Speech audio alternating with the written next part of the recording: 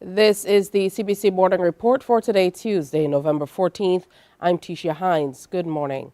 In our top story, the Inter-American Institute for Cooperation on Agriculture, or ICA, is looking to assist farmers and the tourism sector collectively. It's an initiative to get sargassum seaweed from our beaches and onto our farms. Representative at ICA, Alistair Glean, in an interview with the Morning Report, says he sees it as critical to assisting both sectors. It's really bad, and it does impact the tourism sector negatively. And we would not want to be happy to see sargassum arrive to Barbados or the wider region. As an institute, we are here to support the efforts of the authorities and other stakeholders who are doing work to mitigate against the impact of sargassum. And there are a lot of other stakeholders in the agriculture and fishery sectors who are playing vital roles in addressing this issue, namely, for instance, the CRFM, the Caribbean Regional Fisheries Mechanism, the University of West Indies, CERMES, CARDI. So as an institute, ICA is just supporting. We talk about a war against sargassum. If there's a war, then we have to consider ourselves medics, just providing support to advancing on the issues. He says what they're doing is giving support and helping to strengthen initiatives which are ongoing. There are ongoing initiatives to address the problems, but in our case, our focus is really on supporting the farmers. We recognize that the machinery or the human labor both have to play a role in addressing the sargassum issue. But I want to make it clear, our role is to support farmers, to allow farmers to obtain benefits from using the sargassum. And as I said, if we are medics in this war, we want to see how we can support ongoing initiatives to address the sargassum challenge. And that's our role really. And this gets me excited because a lot of research is ongoing. We have not really been very decisive in terms of the results, but I can tell you that it is clear that sargassum can be used, as you said, quite well for mulching purposes, and also as a soil ameliorant. And on Wednesday, we'll be speaking to some of those issues. We have our colleague, Dr. Chani St. Martin, speaking on those issues. But also sargassum can be used as a plant biostimulant and as an input for crop growth. And the University of West Indies, the Government of New Zealand, and the CRFM, along with CARDI, they've been doing significant work to explore how we can utilize sargassum as a biostimulant. Mr. Glean singled out some of the pioneers using sargassum to assist farmers as fertilizer and as other needed plant materials. Joshua Port and Dujon out of St. Lucia, Algas, they are using sargassum as biostimulants to allow plants to fruit better and generally for better plant growth.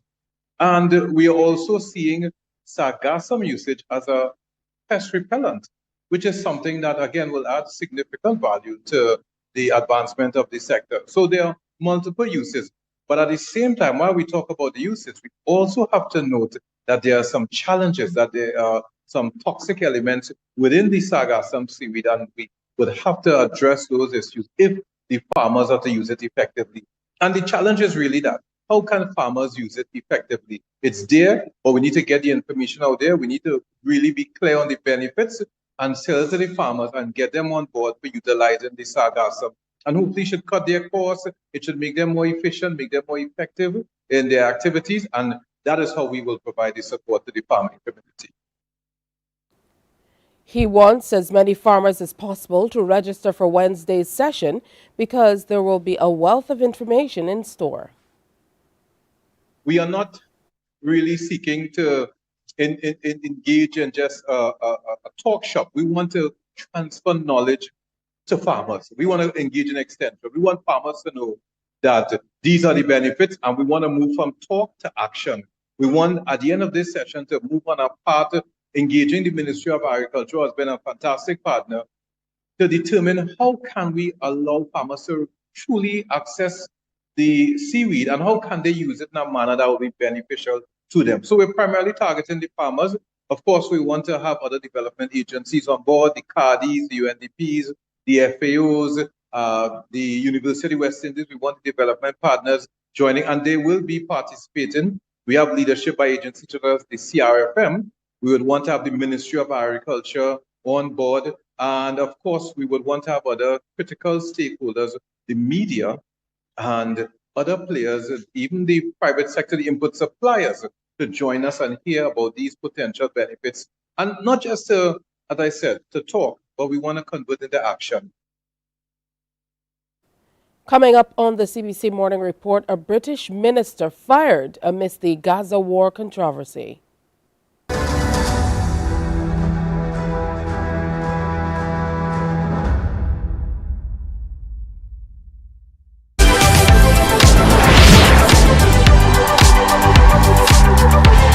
Kids Karaoke is a platform for young aspiring singers to shine and express their musical abilities. Tune in to CBC TV 8 on Mondays at 5:30 p.m. and repeat it on Saturdays at 2 p.m. and enjoy the performances of these talented young singers.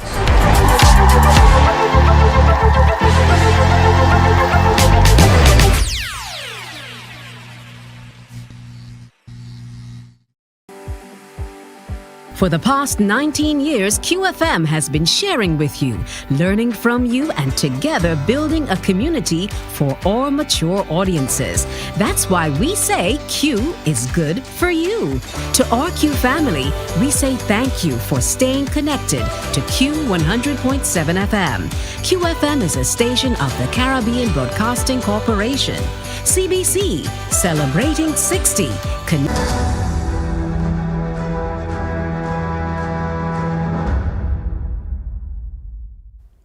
British Prime Minister Rishi Sunak has sacked his Home Secretary, Suella Braverman, who drew anger for accusing police of being too lenient with pro-Palestinian protesters. The government said on Monday that the Braverman has left her job as part of a cabinet shuffle ahead of general elections expected next year. Are you getting sacked for telling the truth, Home Secretary? Out with the old and in with an old hand. Former Prime Minister David Cameron making a surprise return to frontline politics as Foreign Secretary after a 7-year absence. I think the Prime Minister's brought him in to strengthen the team, and at a time when foreign affairs are incredibly important with what's going on in Ukraine, with the conflict in the Middle East. Well, Mr Cameron left British politics in 2016 in the aftermath of the bitterly divisive Brexit referendum. He was firmly in favour of Britain remaining in the bloc, while the current Prime Minister Rishi Sunak advocated for Britain to come out of the European Union. But both men are widely seen to be centrist, and it is this approach which will now be dominating in the cabinet. But shuffling Suella Braverman out of her ministerial role and onto the backbenches may present the Prime Minister with another challenge. Her hardline opinions on issues such as immigration have won her support from those on the right of the Conservative Party, potentially dividing support for Sunak. But it was her decision to publish an article without the full clearance of Downing Street, criticising the police of being soft on rallies supporting Palestinian rights, going so far even to denounce the protests themselves as hate marches that ended her current ministerial career. United Nations workers observed a minute's silence on Monday to honor the more than 100 employees killed in Gaza since the Israel-Hamas war began last month. That's the largest toll of humanitarian workers in the organization's 78-year history. Some were killed queuing for bread, others died along with their families in their homes. Some were teachers, some were nurses, some doctors, administrators, engineers. All were employees of the UN Agency for Palestinian Refugees, UNRWA. And on Monday, UN flags around the world were lowered in tribute to them. This was the minute's silence in Geneva. Over the last month, 101 of our colleagues lost their lives in Gaza. This is the highest number of aid workers killed in the history of our organization in such a short time. When Israel began bombing Gaza on October the 7th, tens of thousands of people sought shelter in the agency's facilities. More than 760,000 people are now sheltering in them, many in schools. The agency provides Israel GPS coordinates to all its locations. UNRWA says its schools and shelters are overcrowded. 60 have been damaged by Israeli attacks, and the agency cannot protect those facilities in the north of the Gaza Strip. And for its staff, the war on Gaza has been the worst crisis for the United Nations humanitarian workers in the organisation's history. In fact, it's not even close. The next worst moment for the UN was a suicide bombing in Abuja, Nigeria, in 2011, killing 46, less than half the current Gaza total. UNRWA provides Palestinian refugees with education, health and social services, but it's long been under pressure.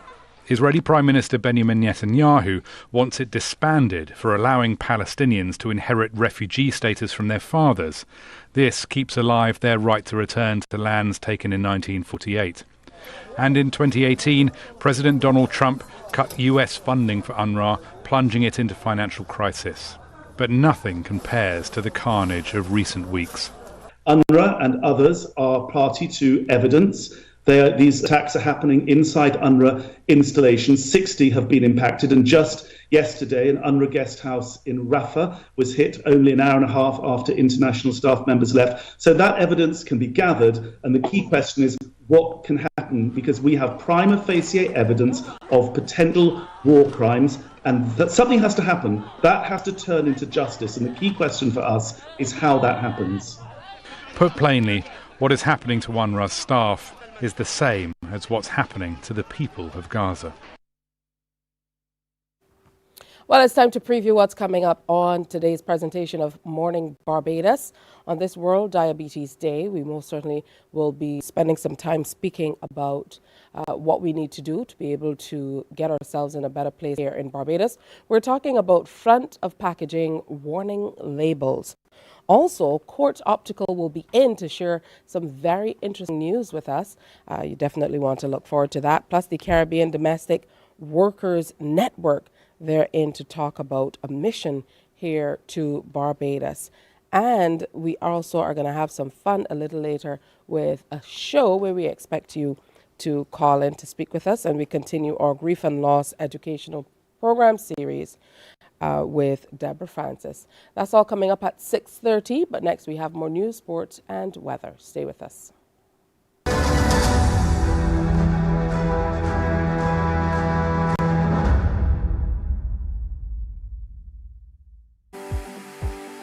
For the past 19 years, QFM has been sharing with you, learning from you, and together building a community for all mature audiences. That's why we say Q is good for you. To our Q family, we say thank you for staying connected to Q 100.7 FM. QFM is a station of the Caribbean Broadcasting Corporation. CBC, celebrating 60, connecting Barbadian communities.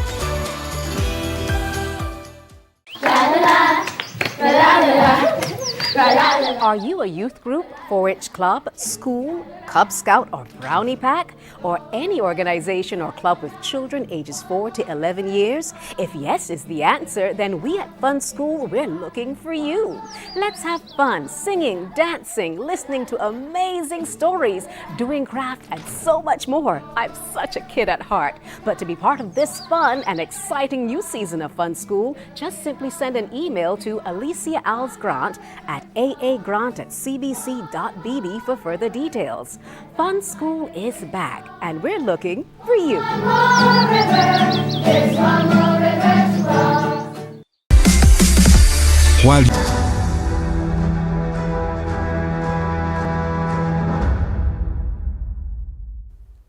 A major inaugural conference intended to empower and transform young people started in Barbados yesterday. It's the I Am 3-day event taking place at the Lloyd Erskine Sandiford Center.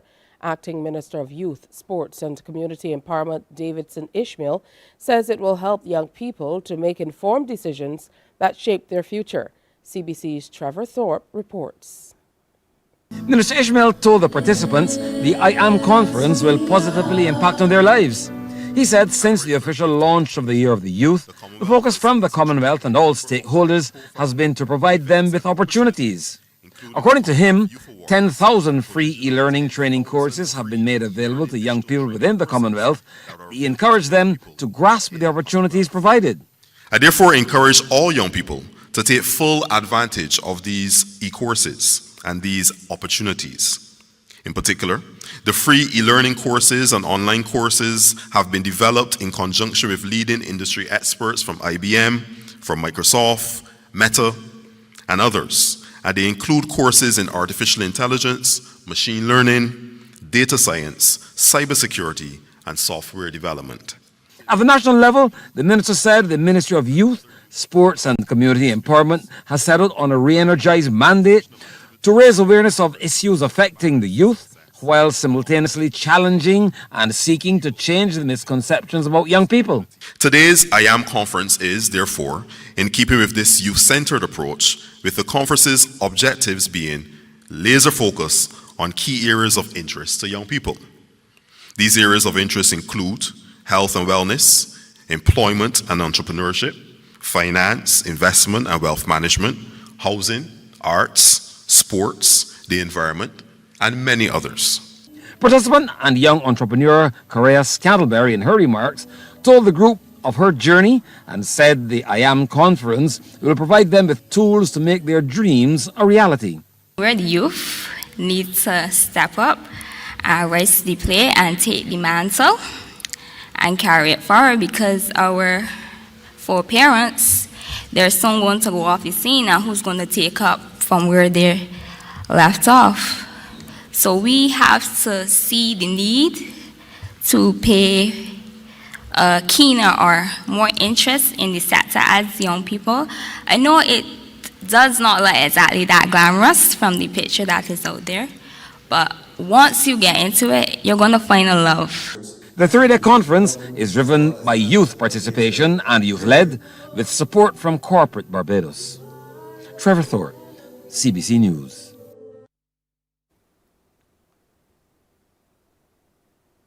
A member of the real estate community is given the green light to the recent announcement of standardizations coming to the industry.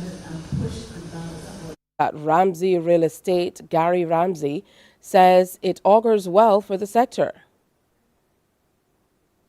Speak for him, but obviously more that the data set that we are pulling from is standard, insofar as he would have talked about insurance values, market values, and then cost or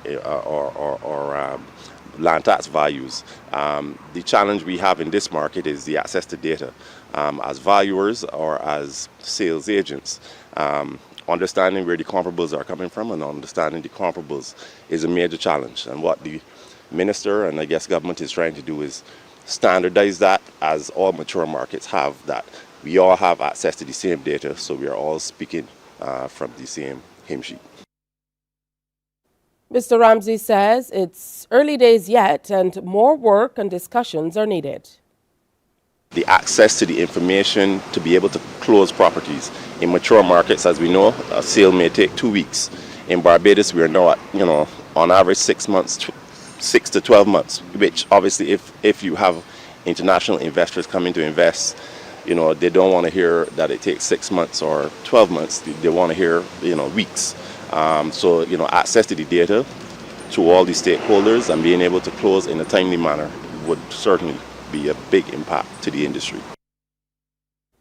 As we look to the region now, the All Tobago Fisher Folk Association is criticizing the Director of Fisheries for failing to consult them regarding a recent seismic survey initiated by an oil company on November 7th. The group expressed disappointment and concern about the impact on the livelihood of fisherfolk in Tobago. We hear more from Tobago Updates. ATFA expresses disappointment at not being informed about ongoing seismic surveys that began on November 7th and will continue for 10 days. The surveys are conducted by the Australian oil company Woodside. ATFA's Vice President Junior Kwashi revealed that the Fisheries Division and their representative, Garth Utley, met with the company to discuss fisherfolk matters without the association's knowledge. And it's time for you to stop this division. Mr. Garth and his team, who we have portraying to be fishermen or fisherfolk, whatever they call themselves, Mr. Garth needs to pretend that.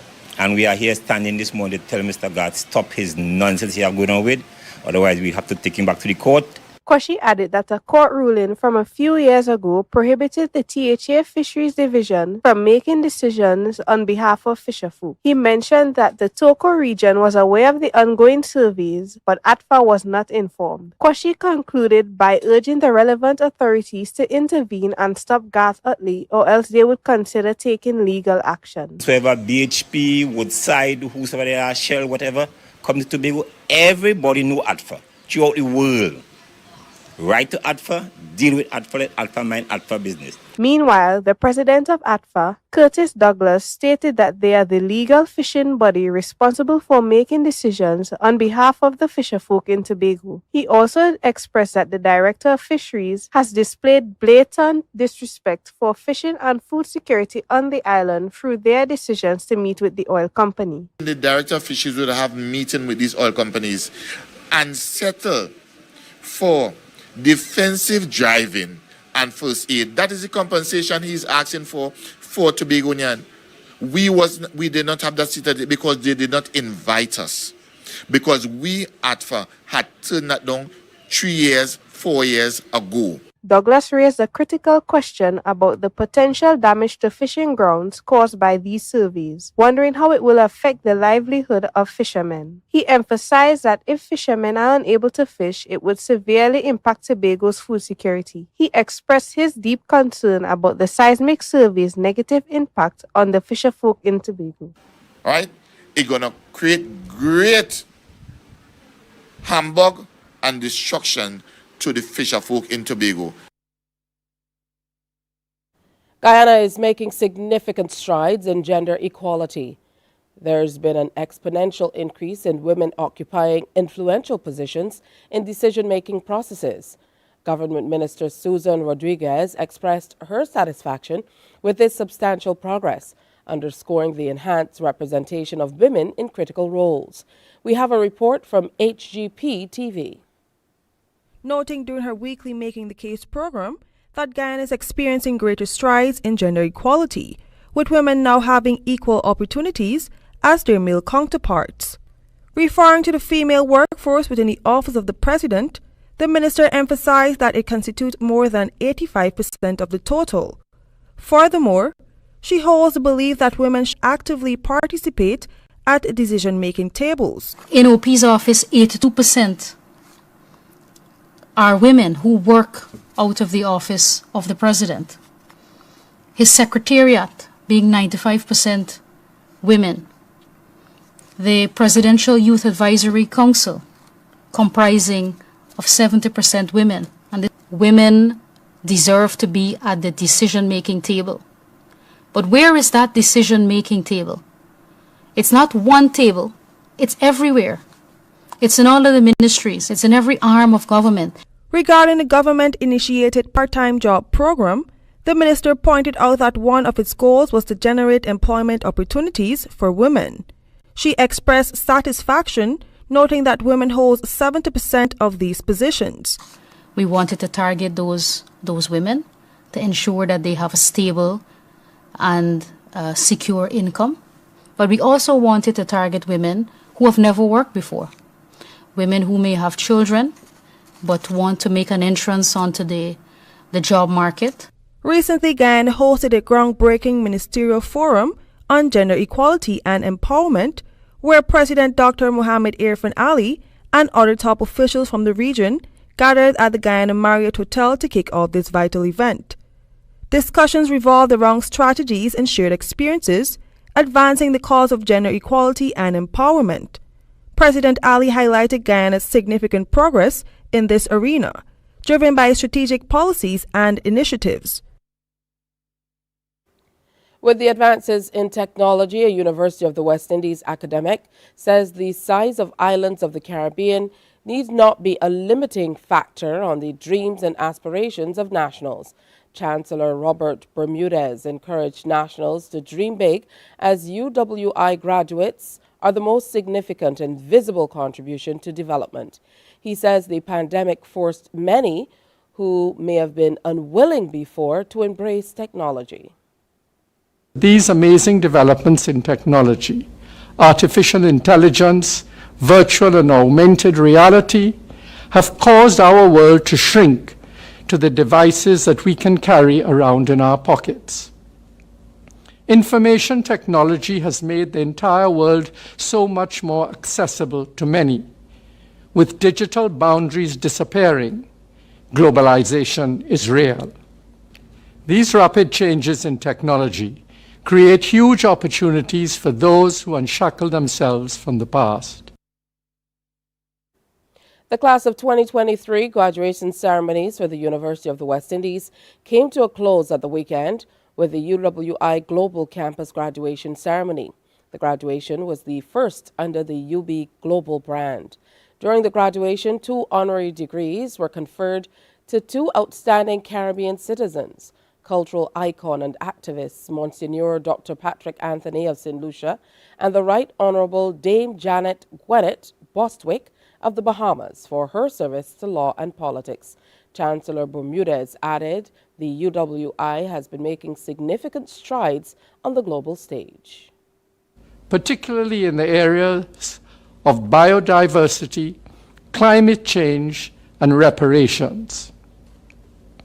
UWI faculty members have been making distinguished contributions in these and other areas, and in doing so, have brought acclaim to the UWI.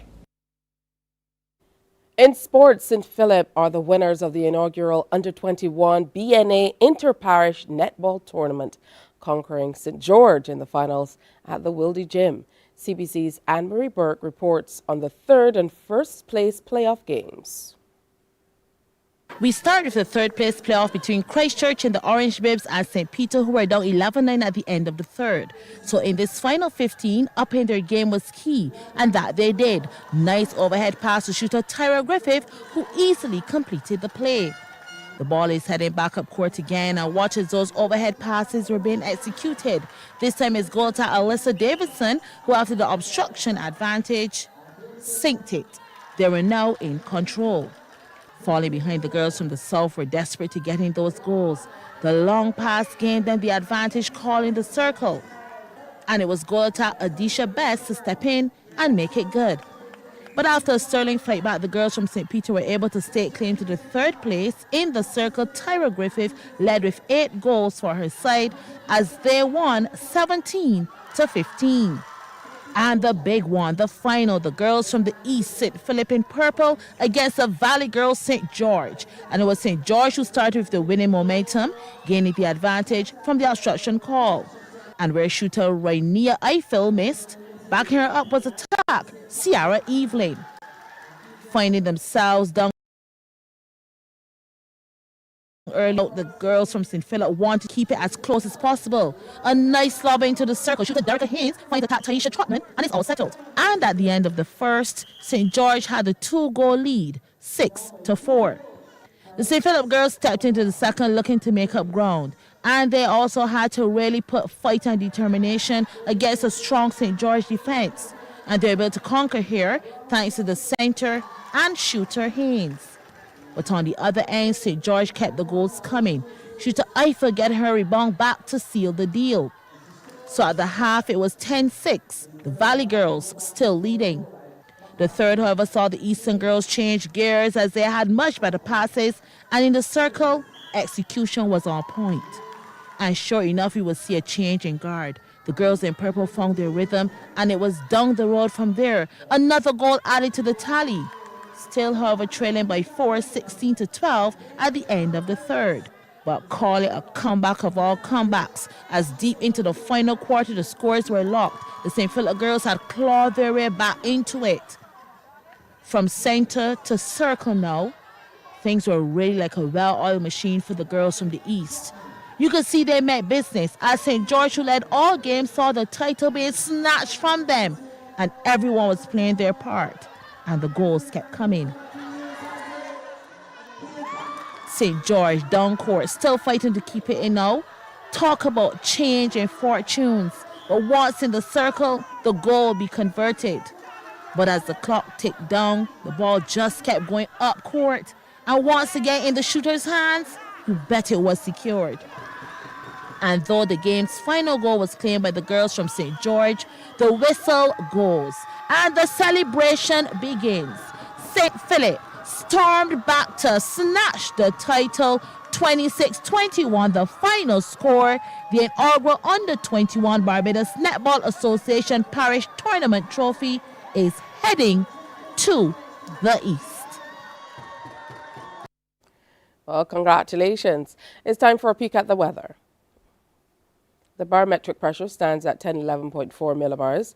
It's currently 26.7 degrees Celsius. The relative humidity is 79%, and the winds are blowing out of the east-southeast at 33 kilometers per hour. Present weather, partly cloudy with slight haze. Sea conditions, moderate in open water with swells peaking at 2 meters. And here's a look at how the tides roll in today. Be careful as you head out for your early morning sea bath. General forecast for Barbados, mostly sunny with a few brief isolated light showers. And into the evening, you can expect much of the same. And that is today's morning report. Our next newscast is Newsday at 12 noon on TV8, followed by The World at 1 via our radio network of stations on 100.7 FM, 98.1 The One, and 94.7 FM. That's our morning report. Morning Barbados is next. Wake up, wake up, wake up, wake up. Barbados, get up. Good morning. Good morning, Barbados. Good morning. Good morning to you. Good morning. Morning, morning, morning. Good morning to you. Good morning. Morning, Barbados. Good morning. Good morning to you. Good morning. Morning, Barbados. Good morning. Wake up, wake up, wake up. Morning to you. Good morning to you indeed. Wonderful to have you with us for another Morning Barbados presentation. All that's left for us to say is Morning Barbados. Good to have you with us wherever you are here on island, across the region, or across the world. Of course, those of you who are tuning in online on YouTube, it's great to have you with us as well. And if you're on Facebook, I hope you're not doing too much scrolling today, but it's Tuesday and today is World Diabetes Day. That means a great deal to us here in Barbados and most certainly across the world because we have to do a lot to combat diabetes and how it is impacting us negatively every single day. Now, the theme for World Diabetes Day is access to diabetes care. And the World Diabetes Day this year, for this day, the WHO will highlight the need for equitable access to essential care, including raising awareness of ways people with diabetes can minimize their risk of complications. Activities will also celebrate the experiences of people with all forms of diabetes to help those impacted to take action, most importantly, including seeking and obtaining essential care. So a special good morning to those of you who are living with diabetes. And for people who are not necessarily managing in the way that they should, let's hope that today's presentation will help to be a wake-up call for you. Of course, we had a very interesting discussion yesterday. If you missed it, you can go back and look at it. But the Lions Club, what they will be doing this weekend is they have what they're calling a Global Diabetes Village, and they're going to be sharing with you all day on Saturday at the Dighton Griffith School from 9 to 4. You can go and inquire about all aspects of care, from ophthalmology all the way through to podiatry, in terms of all the varied ways that diabetics can be impacted. Nutritionists will be on hand, and I want to make sure that you head on out, even if you pass through for just a little while, to be a part of it. It's now 26 minutes before 7 o'clock. Again, good to have you with us. Today is a significant day for many, many reasons. We also had members of the Queen Elizabeth Hospital, some members of staff who were here with us yesterday, and of course sharing. And we want to say a big and special good morning to all of them, because it was on this day in 1964 that the Queen Elizabeth Hospital was opened by the Duke of Edinburgh, the late His Royal Highness Prince Philip. During the ceremony, which took place in the main hall of the hospital, the Minister of Health, the then Honorable DaCosta Edwards, delivered his official address.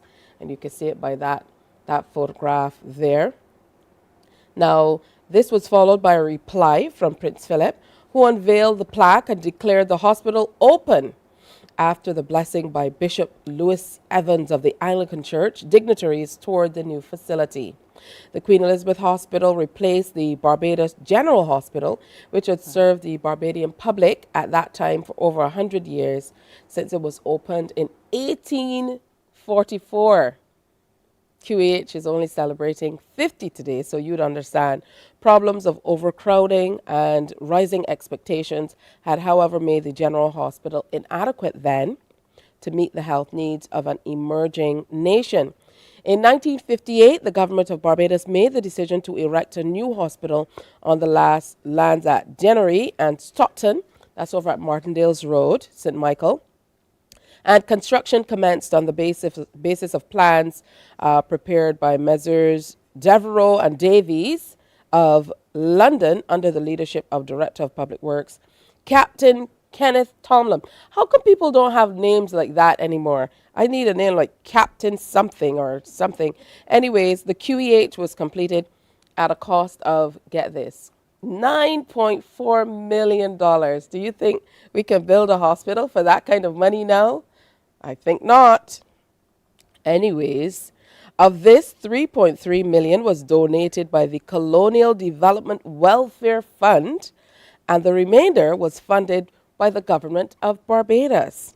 So we have to say thanks so much to the Barbados Museum and Historical Society for that information and, of course, the photos. So just bear that in mind as you head on down to the QEH today. They have an awesome cake cutting ceremony. So when you get there, I know you might not be well because nobody's visiting the QEH if you're not feeling well, but they certainly will be trying to lift your spirits in more ways than one. So we have a great show planned for you today, but we're starting with two wonderful ladies who are joining us this morning to talk to us more about a very interesting perspective and initiative. Help me welcome Shirley Price, who's president of the Caribbean Domestic Workers Network, and Imani Duncan Price she is Caribbean coordinator for the International Domestic Workers Federation. So good morning, ladies, and welcome. Good morning. I saw you kind of looking on with me talking about the QEH, and always good to get a little piece of history in terms of what's happening. So that's our big celebration today. But wonderful to have both of you with us talking about this organization. So the International Domestic Workers Federation, you're on a mission here in Barbados. I'm going to start with you, Ms. Price. Talk to me about the mission and what you're aiming to do. Well, both Ms. Price, one with a Y and one with an I, which is, you know, which is interesting. Yes. But I'm going to start with you, Shirley. That's better. Talk to me about what you're aiming to do on this particular mission here in Barbados from the 14th to the 17th. Well, good morning, everyone. Yes, we are here as our domestic worker organizer and leaders trying to, as Caribbean sisters fighting for domestic workers' rights. We has been fighting for a long time to gain rights, bridge gap, and to make sure domestic workers' rights are upheld, you know. The visibility of domestic workers we're fighting, but we're still not getting it. So we are here to meet with the government here in Barbados and different stakeholders, trade unions and some sisters who have been supporting domestic workers across the Caribbean. Okay, that's wonderful. Miss Duncan Price, you know, you say that you're here to try to rebuild the organization here. And that, of course, starts with these meetings. But what are you fighting for? What are you working toward? So in 2011, the leaders of what was then called the International Domestic Workers Network, of which Shirley was one of the co-founders, these are domestic worker leaders, fought for the rights of what's called the ILO Convention 189. That's decent work for domestic workers. Decent wages, contracts, decent working hours, respect and dignity for the work, pensions, and other protections, right? And we want every country in the world, but certainly in the Caribbean where we're focused, to ratify Convention 189. We have 4 countries so far in the Caribbean who have ratified this convention. Barbados is yet to ratify the convention, and so with Shirley's leadership here in the Caribbean, we're looking to advocate and push for the government to say, yes, we sign on to recognizing that domestic workers here in Barbados, to whether they are nationals or from other Caribbean countries, deserve the same types of rights, respect and dignity as any other worker. And that's what we're really focusing on. And in the process, mobilizing other domestic workers to become involved in the movement to really have voice. Now, I know once a government ratifies one of these conventions, it means that there must be reporting. So there's machinery that has to be in place as well, which is why I would imagine you're working toward these high-level meetings as well, to be able to engage parties at every level. But what has the response been like from domestic workers generally on the ground in terms of getting this organization here going again? Well, previously, we have a good group of domestic workers. From 2011, we have been working here in Barbados, organizing domestic work. And it was very good, but for some reason it went on a low. And that's why we are here to rebuild an organized domestic worker across Barbados. We're going to go to every quiver and corner. We're going to go to Q. You heard about Q? Q in the community? You asked me if I heard about Q? Yeah. No. Have you heard about Q? Do you know about Q? Girl! We're to go to Q. Well, let me school the two of you. Q belongs to us. I know. We have that Q also. Oh, good. So we're going on Thursday to meet people, and because you need to be where people are, and not just have a meeting necessarily in a set room, but be where they are and engage and update them on what we're doing, how you can be involved, and what the opportunities are for training, for lobbying, for advocacy, and for us standing up, you know? And what we want also is we are going across the Caribbean, not just Barbados, to organize domestic worker to get them formalized into a body like a domestic workers association, then move into a union. Because that's where we started out as the Jamaica Household Workers Association, and then we evolved into a union. So in all the islands, we're trying to get as much as possible an organized body. And also to have them affiliated to the International Domestic Workers Federation, where they can get more benefit, get more help for the island, you know, and all of that. So what are some of which Imani is the coordinator. Okay, what are some of the challenges, if we can lay them out, because there might be people looking on and saying, you know, what is it that we're fighting for? So what are some of the challenges that domestic workers in the Caribbean have experienced through the years, which have led to this place where we truly need to, you know, advocate for the ratifying of the convention, first of all, and of course then it will call for some legislation based on what you've told me, and basically to get this movement going again. You want to take this, Ronnie?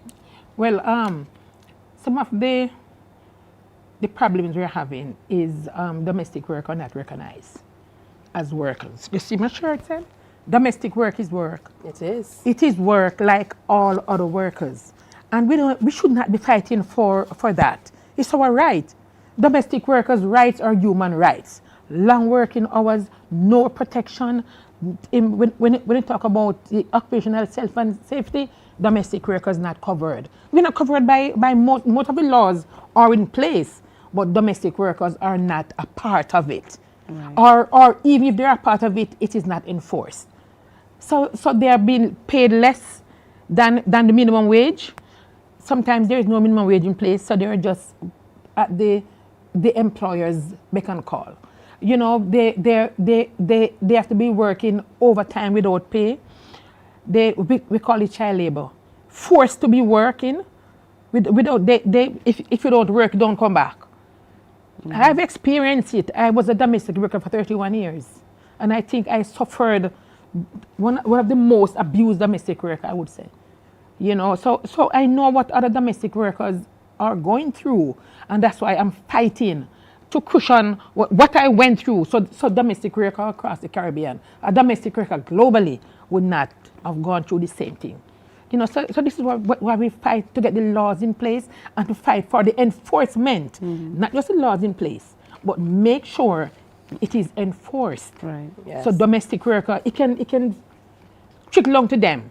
You know, they can feel it, and that employers are aware of their responsibility. Absolutely. I think if we go back to COVID-19 and the impact it had on the economy in Barbados, across the Caribbean, across the world, people really, I think how we reacted to domestic workers, where persons just lost their jobs in a moment. Yeah.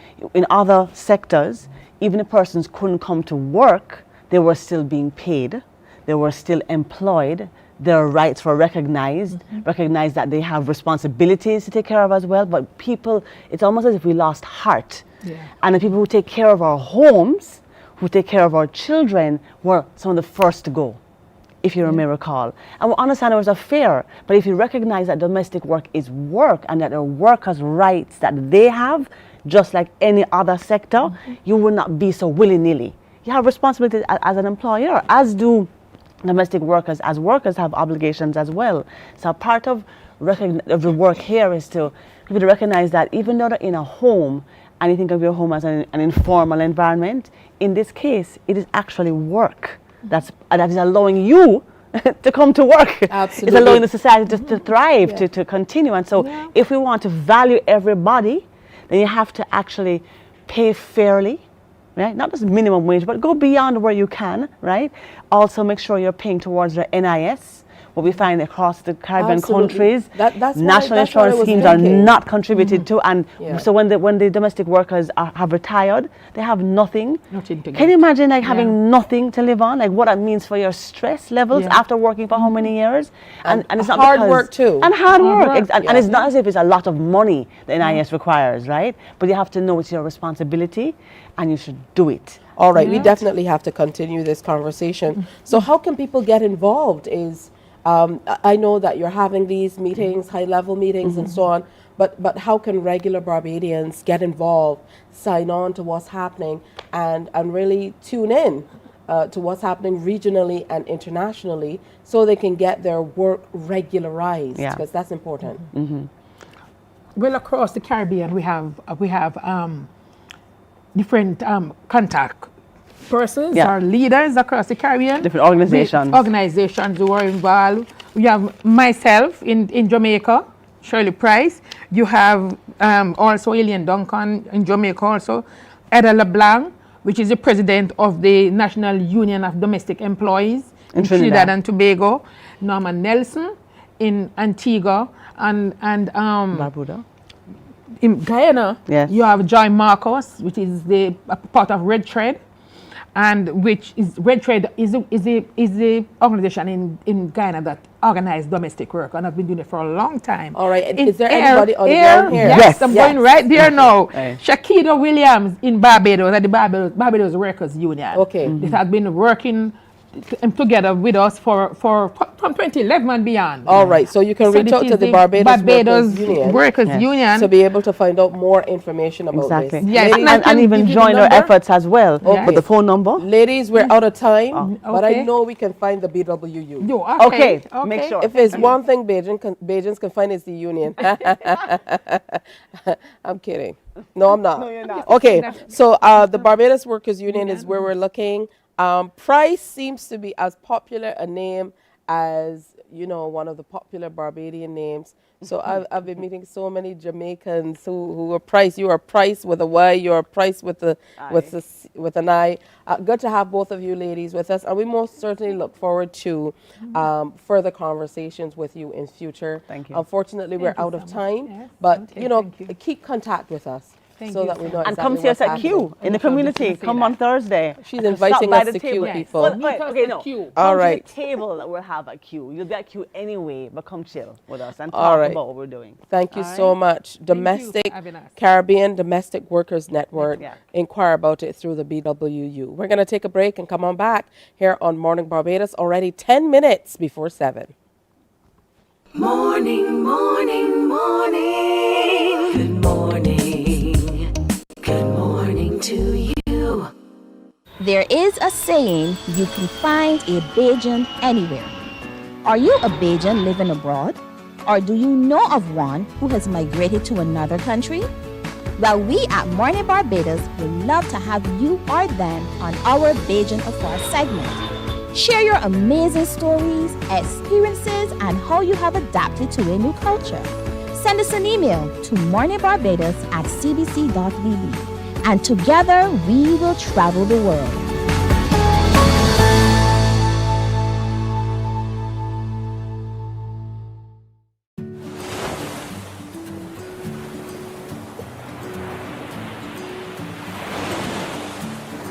Oh, hi.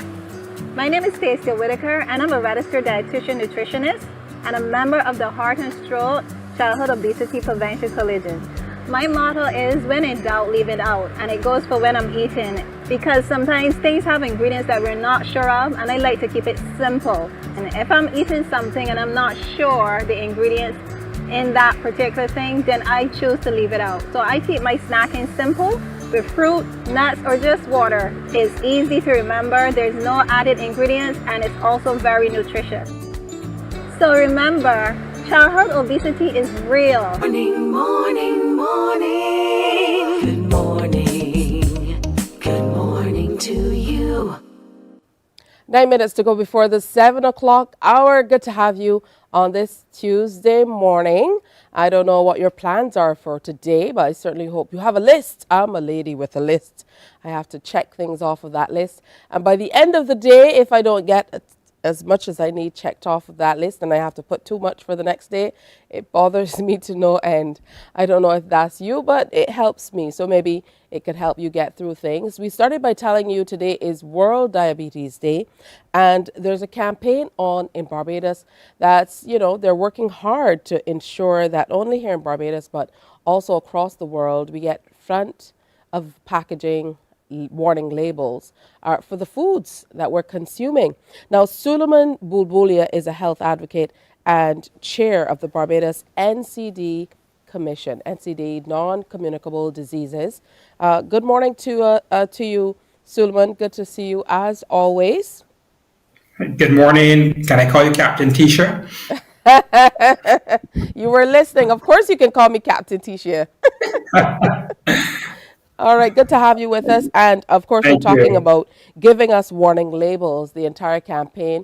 So delve into it a little bit more. We've heard about it, but how are the inroads going? Who are you speaking with and what's happening?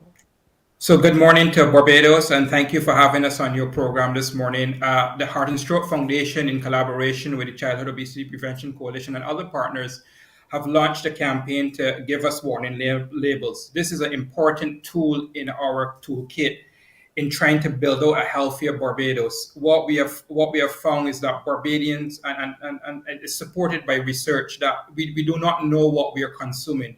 The average shopper will spend less than 10 seconds in looking at a product and deciding what they want. But the nutritional facts of that product are small print. They're at the back, whether it's high in sugar, high in salt, high in fats, all small print. What we are calling for and what has worked and what WHO and other organizations have proven is that warning labels at the front of products that shows that the product is high in sugar, high in fat, high in sodium, works for empowering the consumer to know what they are consuming, to know what they're purchasing. And this goes a long way in helping to reduce the incidences of NCDs and diabetes. We are on World Diabetes Day. Barbadians, 1 in 5 Barbadians has diabetes. This is alarming statistics. What we are saying is that we are pushing to have these warning labels placed at the front of products, and we are pushing for more support on this, to have our products labeled, the products label if they're high in fat, high in salt, high in sugar, to make sure that that is there up front on the product. So Barbadians and consumers can make a informed judgment when they purchase the product. All right, so who are we talking to? Let's try to kind of lay it out so people understand. Who are the major players that we're talking to? Are we going directly to manufacturers? Do we need to talk to politicians? Are we going to strictly to advocates? Are we going to the general public? Who are the major players that we need to talk to get these targeted warning labels? Our campaign is targeting everyone. We want to make sure everyone gets some warning. We want full support for this. So CARICOM is voting on labeling, front of package labeling, and Barbados is behind that. We're targeting for that support to come also from the general public, that they buy into to ensuring that our manufacturers, our producers of products, also come on board to say that we will take the initiative to put on the front of our products high in fat, high in salt. Now we know that there will be pushback, but we have to recognize that we are in a situation where our health numbers are critical. I mean, we are facing high incidences of NCDs, diabetes, hypertension, overweight, and this is caused a lot by what we consume, and that is determined by what we eat and what we buy and consume. And so what we are saying is that if our consumer has a better understanding of what they're buying and eating and drinking, then they will make informed choices. So we are reaching out to everyone to support this Give Us Warning Labels campaign, because it's important for everyone. And it's important for our consumers, and it's important for our manufacturers of products to get on board with this, because it helps a whole of society approach. And we want our politicians also to look at it, because policy will help. Policy will definitely drive us to the point where our manufacturers will do it, and it will be there for our consumers to see. What are you working on by way of public education generally? Because once we have these labels on and we're saying to people high in sodium or saturated fats or trans fats, and they don't know what that means, they still are not in a position to make a good or informed choice when they pick them up, because it's just another label. Absolutely in agreement with that. And so along with this campaign, there's a lot of education going on. There's a lot of awareness. There's a lot of information. So if you go to our websites, our social media handles, you will see along with the campaign of pushing for these front of package warning labels, there is education on what does that mean? What does high in sugar mean? What does high in fat mean? What does high in sodium mean? And what does that do to the individual if you continue to consume those products that are high in that? So agreed that we need to have the educational campaign alongside, and that's what we are doing. So along with the warning labels campaign of support for that, we are bringing out educational videos and other informational tidbits that allows the consumer to understand what this all means in bringing together a whole of package. So there is part of a longer campaign of bringing out a healthier lifestyle for Barbadians. So it's warning labels is one, becoming healthier in physical activity, having more physical activity, drinking more water as opposed to drinking sugar sweetened beverages. It's a part of a whole campaign of awareness and education to the average Barbadian, to all Barbadians. All right, now I know that you're past president of the Barbados Childhood Obesity Prevention Coalition, and now in this new position, I'd like to hear what your message generally is, from where you sit on this World Diabetes Day to all of Barbados.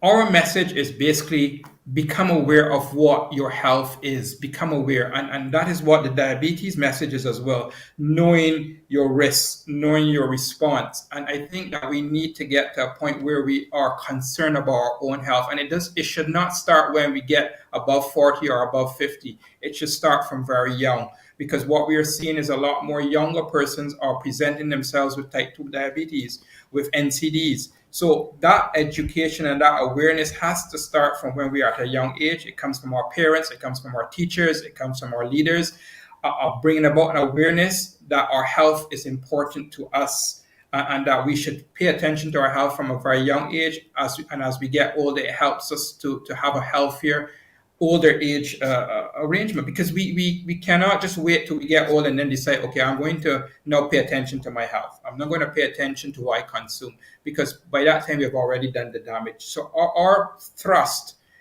as the NCD Commission, as the Childhood Obesity Prevention Coalition, as Heart and Strand, all our CSOs, our civil society organizations, and our other NGOs that are working on this are working towards a healthier Barbados in all aspects.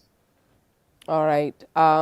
It's a lot of work to do. We know that when it comes to food, it's all cultural. And when we're digging into culture, it goes deep. It goes back centuries. It goes to the heart of who we feel we are. So there's lots of work to be done by all of us. But I commend all of the CSOs and NGOs for the work that you guys are doing and doing so well. Meeting people where they are. I've seen a few of the messages so far.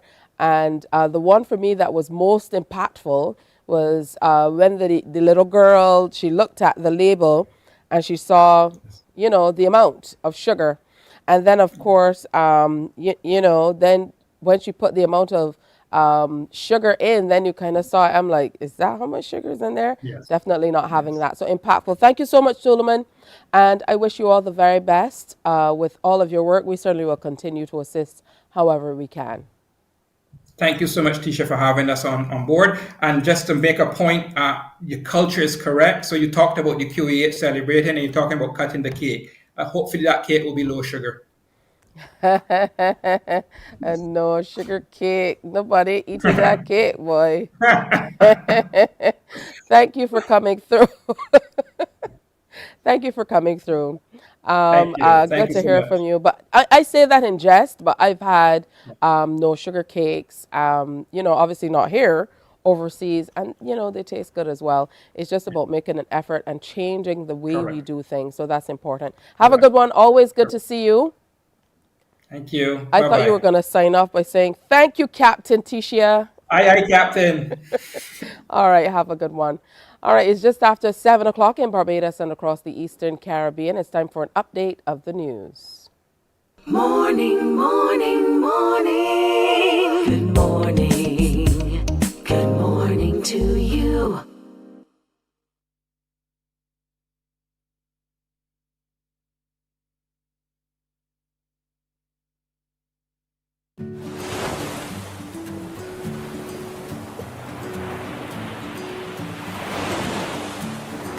Oh, hi.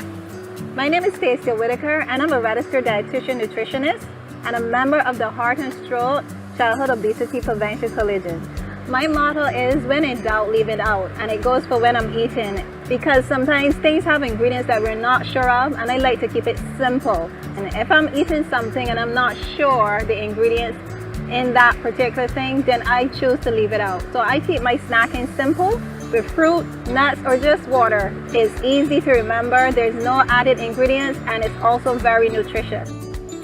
So remember, childhood obesity is real, so choose healthier alternatives. And when in doubt, leave it out.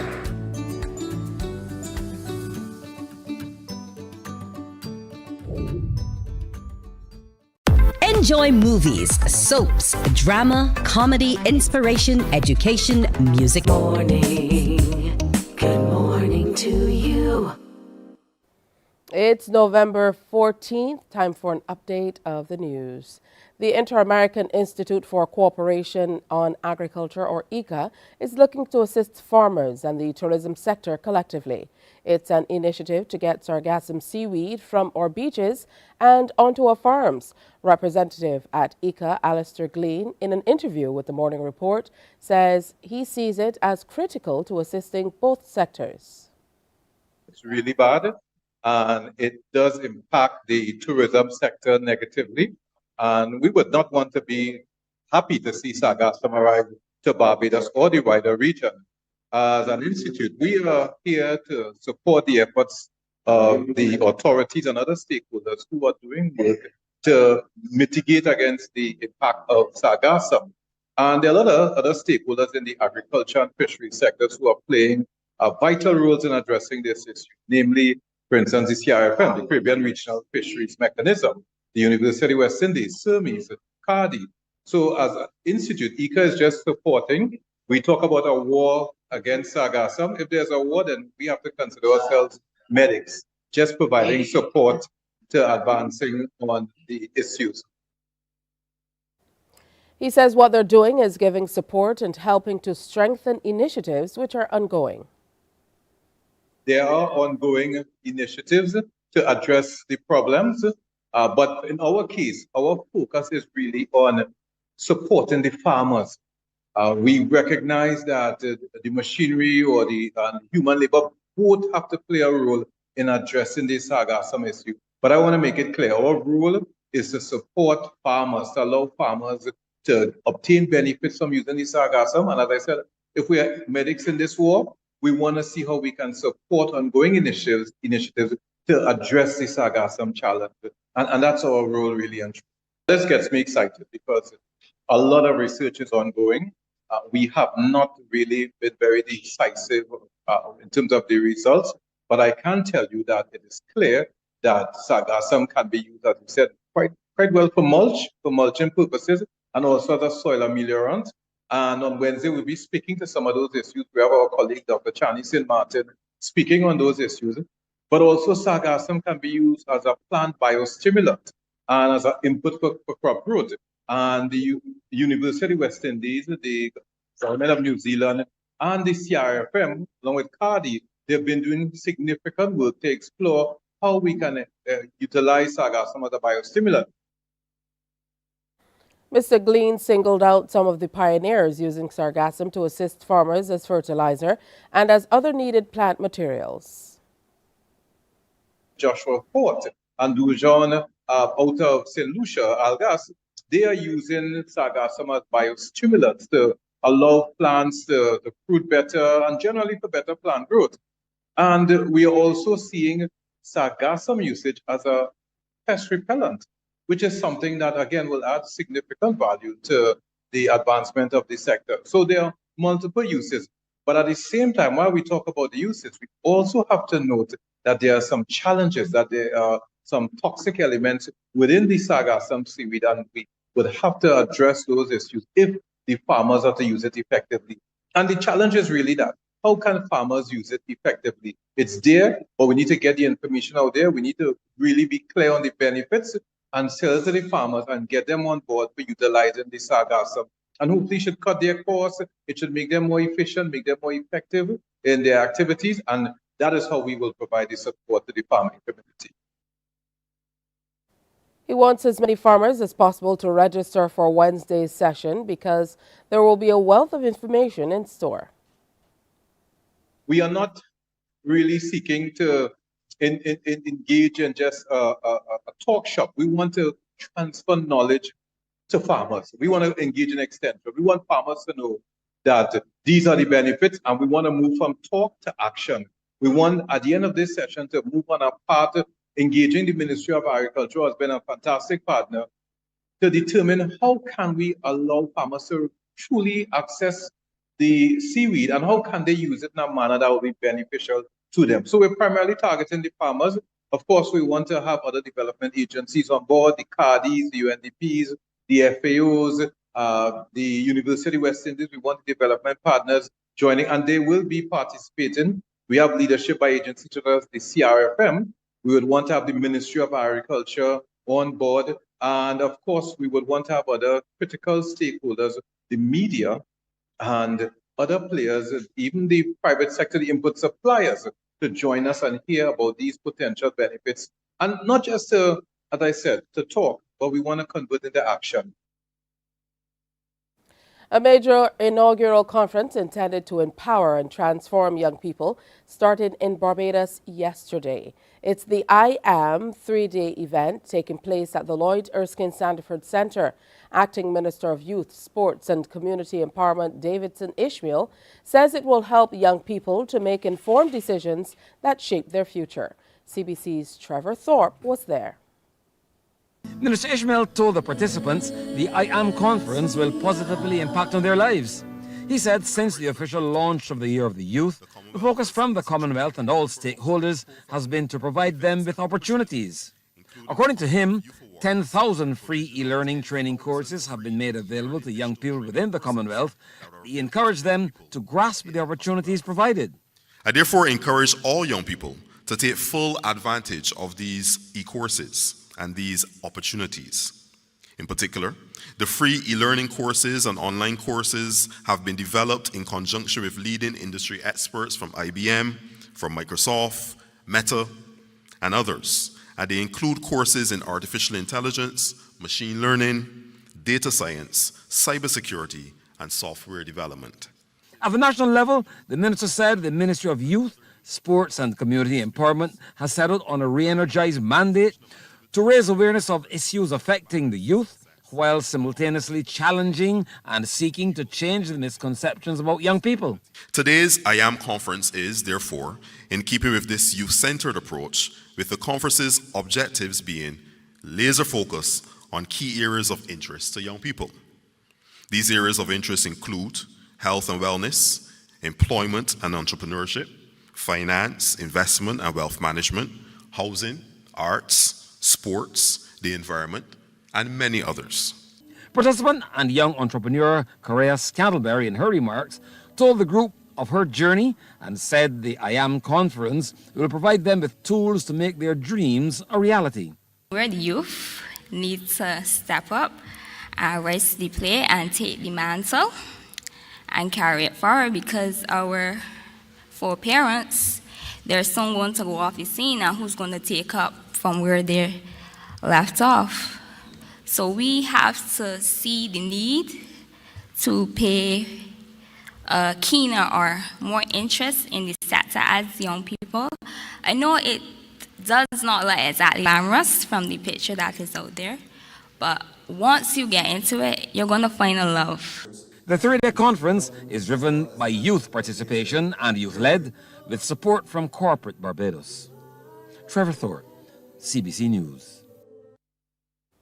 Thank you, Trevor. A member of the real estate community is giving the green light to the recent announcement of standardizations coming to the industry. Director of Operations at Ramsey Real Estate, Gary Ramsey, says it augurs well for that sector.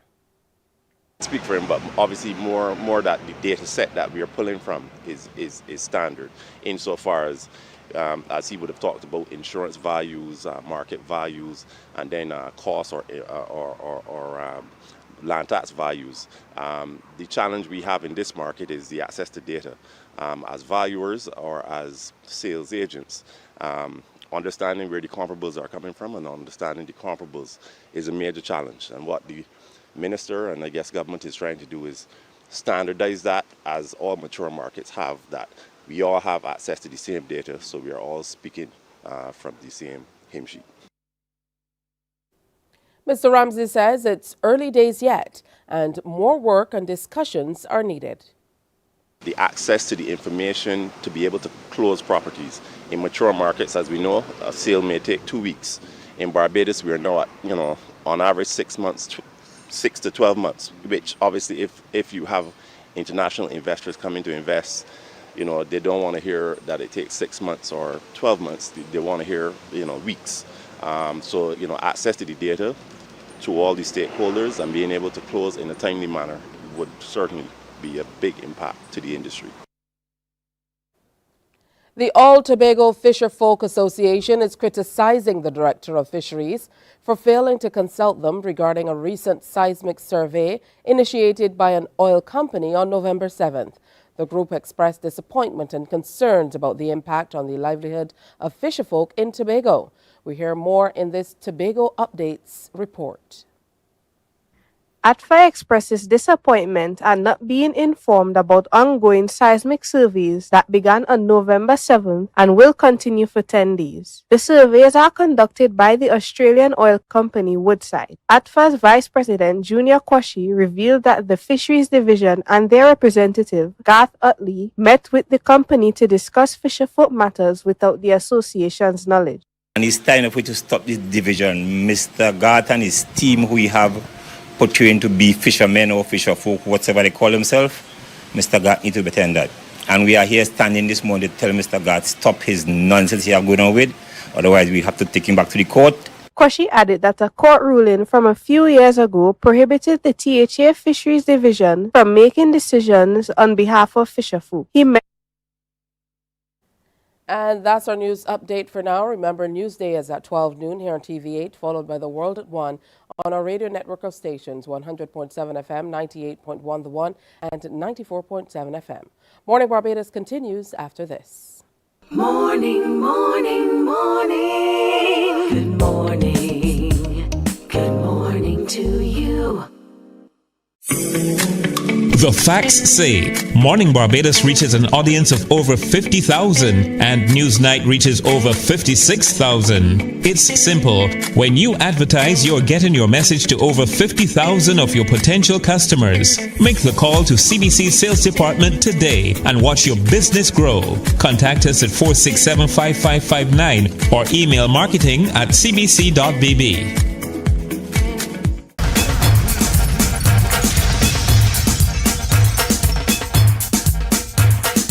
98.1 to 1 is more than a station. We don't just play music, we keep you company, cheer you up, keep you informed and entertained. We are a vibe.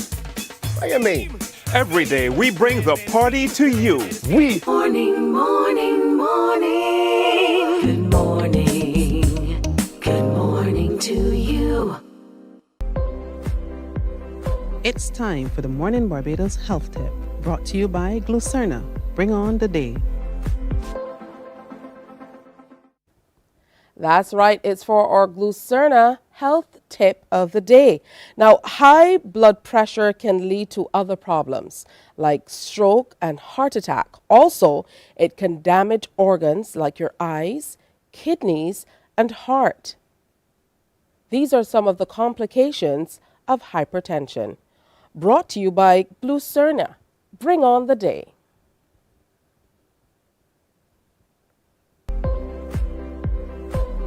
The Morning Barbados Health Tip was brought to you by Glucerna. Bring on the day.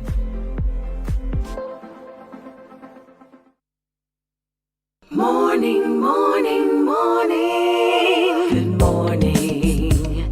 Good morning to you.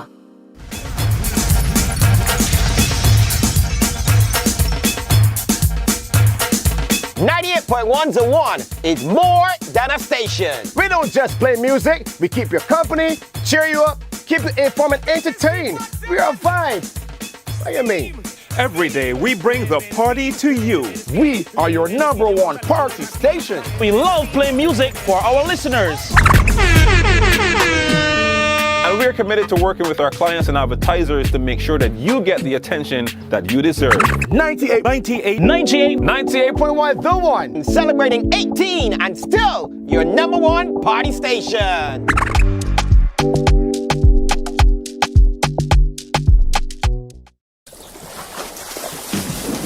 From the beautiful shores of the gem of the Caribbean, Barbados, home of the amazing Harrison's Cave, the tantalizing Oystins Bay Garden, our historic garrison, the indigenous road tennis, and the friendliest people in the world.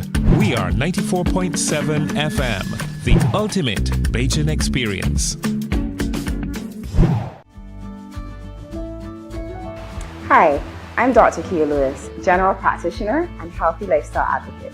Good nutrition starts at home. So this school year, I want you to consider packing healthy, nutritious snacks and lunches for your children to carry.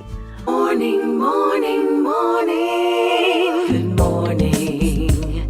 Good morning to you.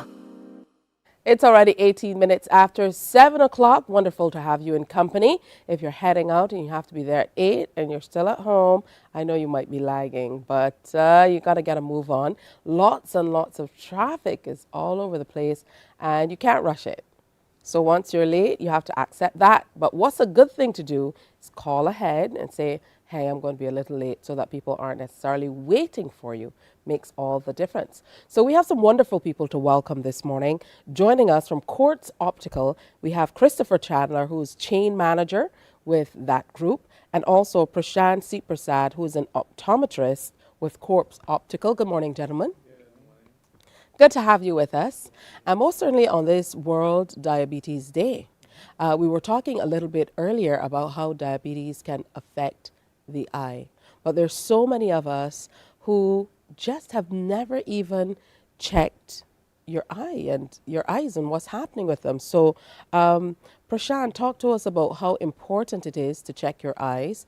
And then I would imagine you talk about different categories of people or what's happening with your life. But how important is it to have your eyes checked? It's actually very important. It's a little bit underlooked in the Caribbean, not just in Barbados. But having an eye exam, people just think, you go for glasses or contact lenses or stuff like that. All right, but an eye exam reveals a lot more than that. All right. Yes, it reveals cataracts, glaucoma, sometimes diabetic retinopathy, which is diabetes affecting the eyes. All right, but it also leads to people discovering they have HIV, certain types of cancer, stuff like this. So it's very, very crucial and important that you have your eyes tested at least every year or every 2 years. All right, in the context of the observance today of World Diabetes Day, how can you tell if diabetes is affecting the eye? As in a patient affecting, yeah. So in the early stages of diabetes, it's very hard for a patient to actually realize if diabetes is affecting his or her eyes, all right? But if it does start affecting your eyes, you would start noticing stuff like fluctuating vision. The vision appears a little bit wavy. You might start seeing stuff like floaters, little black dots in your vision.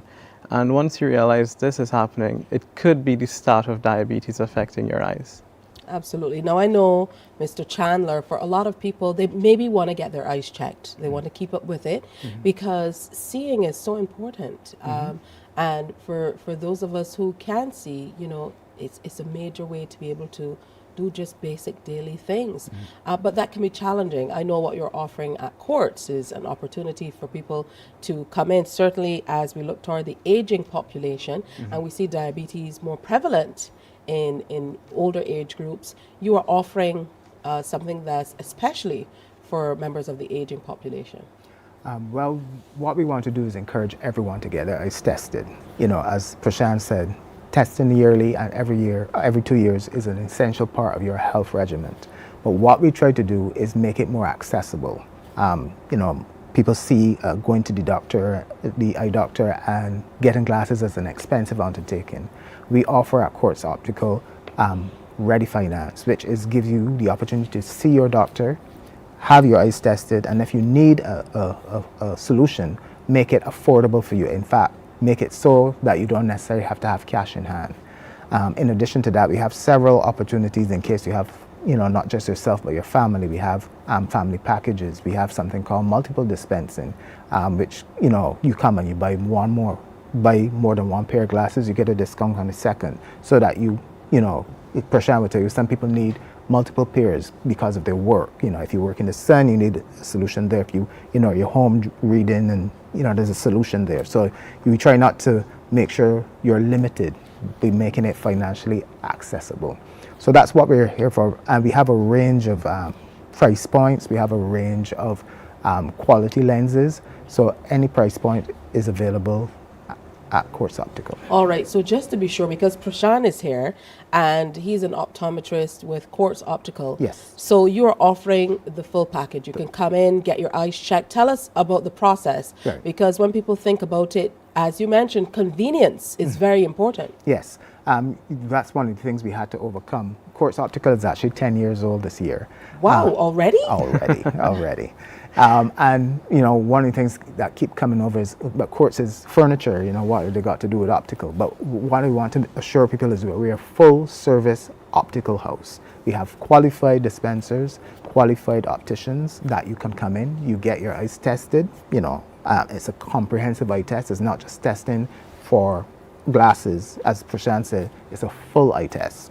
And then you can make from our selections. We have a full range of designer frames, one of the widest in the island, from A to Z we carry. And then you can sit with our dispenser, get yourself sorted in terms of fit.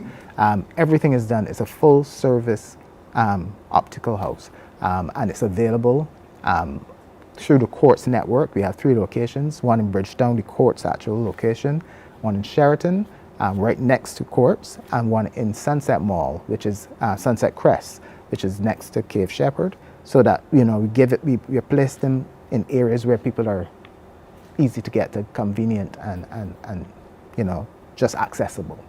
That's important, accessibility. Mhm. Now, I know we're talking today about diabetes and so on, but you were saying before it's important for everyone to have their Correct. eyes checked. And I know for little ones, I've heard of children who have some challenges seemingly with their work at school, and then you find out it might be a challenge with them seeing the board. And some parents say, can you place them in front so they can see better? But what we really want, what the ideal thing is, to have their eyes checked. And we know that we get the little ones, we collect them from the hospital, go on home, and we don't necessarily check the eyes and so on. So at what age should we be checking children's eyes? Yeah, ideally around the age of 4 years old, but it could be earlier. So let's say the parents or the caretaker is observing anything going funny with the eyes or anything. There's no need to stick. There's nothing that will come wrong from having the eyes tested earlier, but the ideal age is around 4 years old.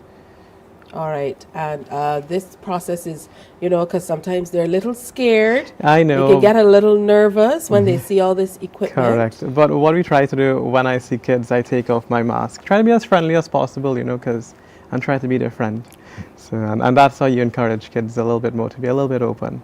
So. All right, absolutely. And this most certainly is where the multiple dispensing, I would imagine, can come in, because usually when we see parents who wear spectacles, Correct. we see little ones Yes. who wear spectacles Correct. as well. So, you get their eyes checked and you're able to come into courts and get that full service, which is very, very important. You're also embarking on a major campaign, Eye Candy. Tell me more. Eye Candy is our new promotion where, eyes are candy, as we say, they're the center of your soul. So we want to make sure that they're stylish as well. So we're giving people the opportunity to say, okay, I have to wear glasses, but let me not just get something ordinary. Come in and dress it up. We have designer frames of at least 35 brands to choose from. So, come in and dress up your eyes, make them fun. And we are offering a 50% discount if you buy two at the same time. So it's a good offer, and it's a good opportunity for those who are shy about glasses to come and have some fun. All right, good stuff. This is the only way that we want you to take candy, especially as we talk about World Diabetes Day. Dress up the eyes. I love that. So, Prashant, talk to us about how having diabetes can affect the eye. And it might be more important, I would imagine, for someone with diabetes to check more regularly. Correct. So diabetes affects so much parts of the eyes, the front, middle, and the back. All right. Normally, we tend to see diabetics a lot more earlier than actual healthy patients. So around 6 months to a year, depending on the case. It's all by case-to-case scenario. So diabetes causes stuff like cataracts. It leads to bleeding of tiny blood vessels in the back of the eyes, which actually causes blindness, actually. And diabetes is actually one of the leading cause of blindness, not in the Caribbean alone, but worldwide. So, yeah. All right, that's some pretty heavy stuff. Yeah, Can you it is. reverse the damage from No, diabetes? unfortunately not. Some people think that could, but once the damage is done, it's done. There's nothing that could be done to reverse it. All right, So, which is checking early, finding out what's happening with your eyes. Correct. That's why this is even more important. correct. So as soon as you think you're diabetic, or let's say you have a strong family history of diabetes, it's very imperative that you have your eyes tested as well. Because you might not check your sugar or blood sugar at home, or even do a blood test, all right? But sometimes we might find early signs of diabetes in the back of the eyes. So, Yeah, wonderful. I know we talked about the range of frames. You mentioned they're over 35. And I like the idea of having a 50% discount if you buy two frames. That makes all the difference because, as you mentioned, people might be doing, different forms of work, or they might need them for different purposes. And of course, we want to look good doing it. Exactly. Hence the eye candy. So, remind us of the process of it. Do we need to call and make an appointment? Yes. Can we walk in? What's the process? Right. We have two opportunities. You can go online, courtsoptical.com, and do your appointment online. It's very easy. You just click and make your appointment. You can call any of our locations. We are open Monday to Saturday at different time points. Bridgetown is 8:30 to 5:30. Sheraton is 9 till 6, and Sunset is 9 till 5. Give us a call. It's easy to, just give us a shout. Make your appointment. We'll set you up. You will get a reminder the day before, so to make sure that you come in. You come in. You make you're seen by the optom. He provides you that full comprehensive test. Then we have our staff outside that will help you select your frames. The dispenser, once you make that selection, will measure you to make everything fit right, and then we just call you when it's ready, and you come back and pick up. And as I said, once we you work with our financing, you come back and pick up, and there's no transfer of money until 30 days after.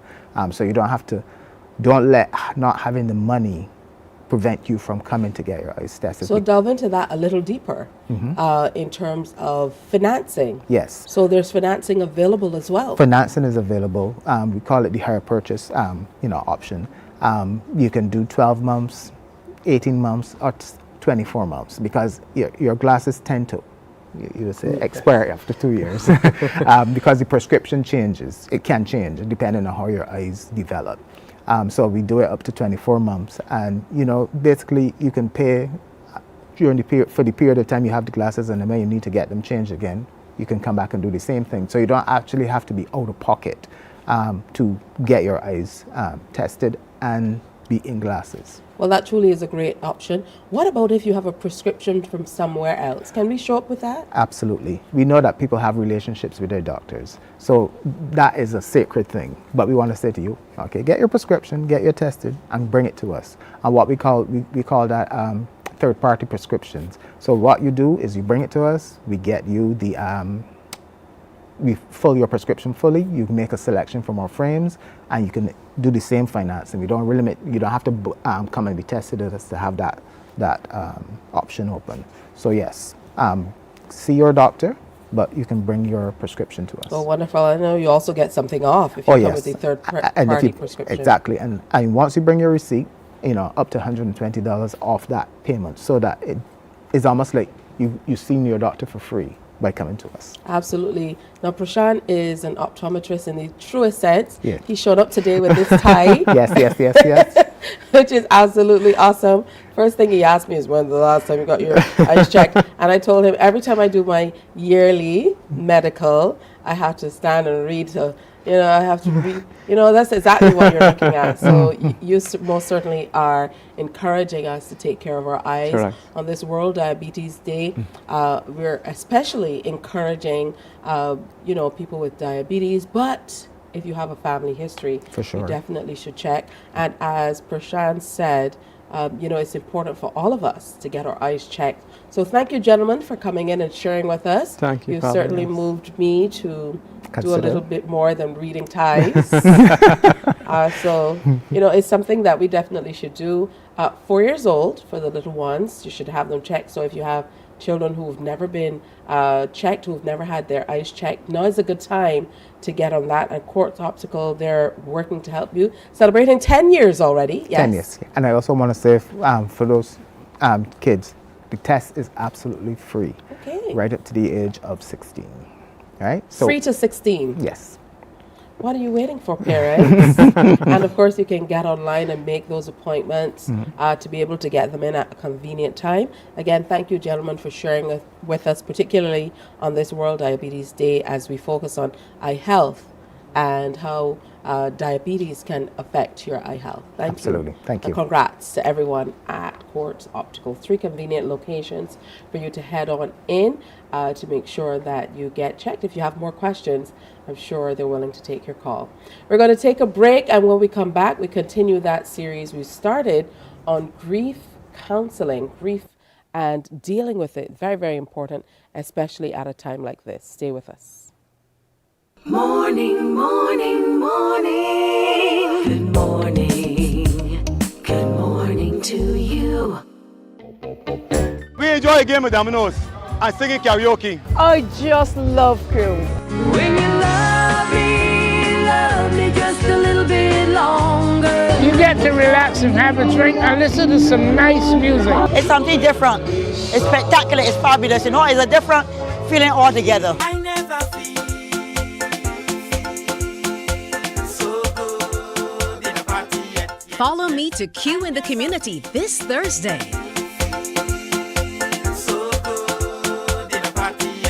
You know why? It's summer vacation, and CBC TV8 says laugh a little. Your mid-mornings have now included some family-friendly, side-splitting series like The Partridge Family, Benson, and Designing Women. TV not to be missed this vacation. Weekdays from 10 a.m. on CBC TV8.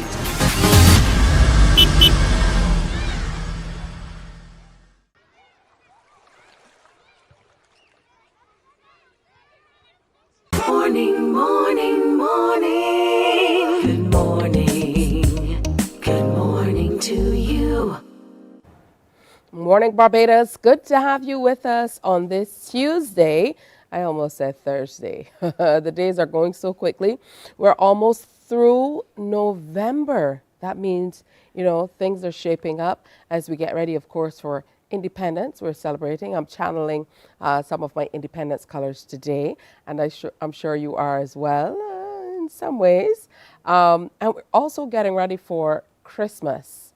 And I know that can be a very interesting time for people, particularly when everybody is celebrating and there's lots going on. You might have a lot of memories, great memories with family members who've passed on or major changes in your life.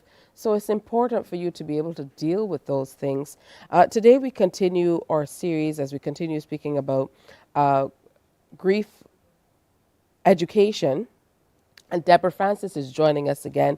She's project coordinator with Seasons for Growth and Grief Education. So welcome back, Deborah. Always good to have you with us. Thank you. Good morning. Good morning, Tisha. Good morning, Barbados. All right. So last week we talked a lot about going through the process based on where we were. And now we're on to the warmth of summer, because what you do with the education program is you break it up in seasons. Yes, we do. We normally start off in autumn, which is a time when something has happened, but you're not quite sure what the loss has been. And then, of course, we take them through winter when it's really sunk in, the grief that they'll be going through. And then autumn, then we would take them into spring, which is a time where they start to reflect on what's happened to move them further forward, and then into summer where they can celebrate whatever it is that's happened and moving on and knowing about the positive aspects of what they've been through. And this is education that will serve them for later in life, because we will all go through loss at some point in time in our lives. All right. Well, that's truly important. Now, I know that you target young people ages 6 to 18. What are some of the specific things you're looking for with young ones? I know that we've been hearing more and more about people who are younger and younger taking their lives. And this is something that, no parent wants to hear, or even people from the wider community. So, what are you dealing with when you talk to young people ages 6 to 18? What are some of the challenges that they're battling through that we as parents need to pay far greater attention to? Well, first of all, we deal with children between the ages of 6 to 18, but the program itself is also for adults, and that will be for adults to help their children. So it's not just children in isolation, because if you work with children in isolation, they would sometimes go back home to toxic environments. So we need to be able to help everybody. But one of the things is we're often talking to children, but what we need to be doing is listening to hear what it is that they themselves are going through, and giving them the opportunity to express themselves without shutting them down. Because if you're trying to explain something to someone and they're constantly shutting you down, eventually stop talking, and it's going to simmer inside of you and eventually boil over. And with that's where you're going to get the toxic and negative behavior, because they haven't had the opportunity to express themselves. So on the program, we have cohorts of children, no more than 8 in a group, and we give them the opportunity to talk about how they're feeling safely, because anything that's said in the room is actually confidential.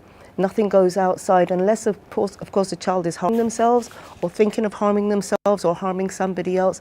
Then, of course, we have to send them to different agencies. We will then refer them back to the school, the social worker, and then these agencies will take it up from there. okay? But largely it is about allowing them to talk it out. And for pretty much every child on the program, they've all said, I've not had the chance to talk about this before. Nobody wants to hear me, nobody wants to listen, and I do get angry. And so that's helped to break some of the taboo about talking about how you feel. Absolutely. And for some parents, once children say, you know, I don't want to talk about it, or they're quiet, or they're reserved, or they pull themselves away, a lot of parents, you know, they don't know how to deal with it. So some of them revert to anger, what can be seen sometimes as bullying. So they get up and do this and that. And in this part of the world, I don't know if it's just us, but, you know, a lot of us go to screaming. So we're shouting at the children. And, you know, it's wonderful that this education program offers parents the opportunity to learn alongside the children so they understand how to deal with some of the challenges that the children might be experiencing. What I also love about this program is it's absolutely free. So tell us how we can get into this program. I know you're now in schools as well. We're now in schools, and I would like to welcome the children from St. James. We've just started a pilot program there in the secondary school, Frederick Smith Secondary School. So good morning to all of the children up there. And it's free because we ask businesses, Corporate Barbados, to sponsor the program and sponsor the children on the program. You can't put a cost on loss. You can't ask a family to pay for a child or children who have been going through it, and they themselves as a family have been struggling with loss. And that's one of the reasons why it has to remain free, so that everybody's included.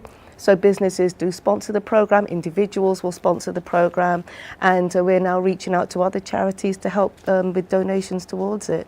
Let's talk about the major objectives of the program.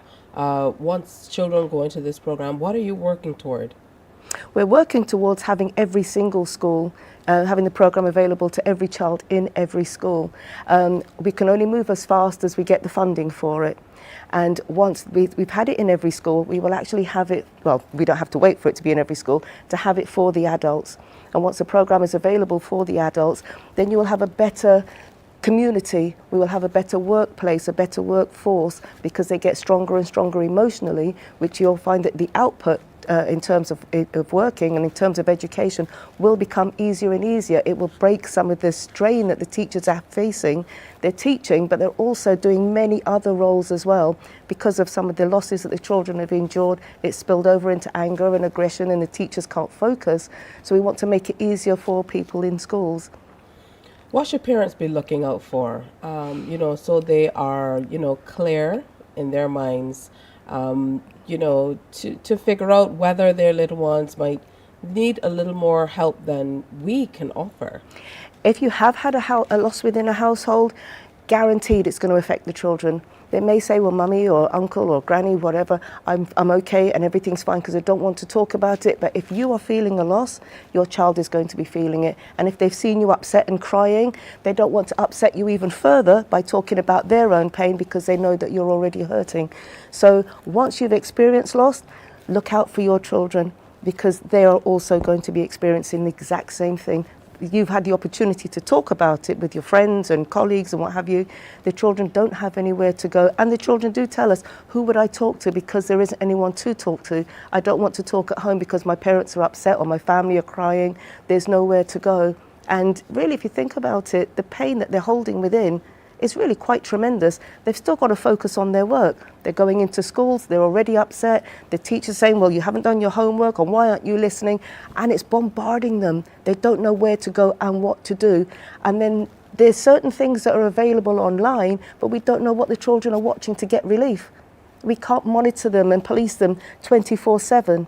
So wherever they're going to get attention from, be it online, be it on the block, be it wherever, that's where they're going to cleave towards, and that's what we need to be very, very careful of.